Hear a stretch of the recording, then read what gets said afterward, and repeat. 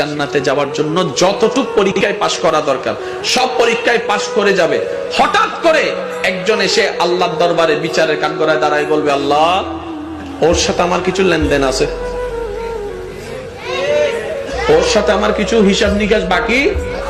আল্লাহ তাআলা বলবেন, কি হিসাব?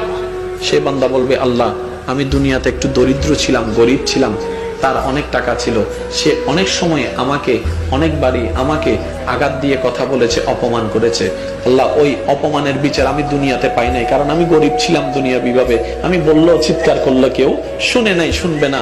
আল্লাহ, ওইখানে শুনে নাই, কারণ ওইখানে তো আমার মালিক নেই। এখন তো তুমি আছো আমার মালিক। আল্লাহ, আমাকে এই হিসাবটা একটু বুঝাই দিতে বলো, কেন সে আমাকে অপমান করেছে। আল্লাহ তাআলা জিজ্ঞেস করবেন, ও বান্দা, তোমার এই যে কথা বলছে, ও কি সত্য বলছে?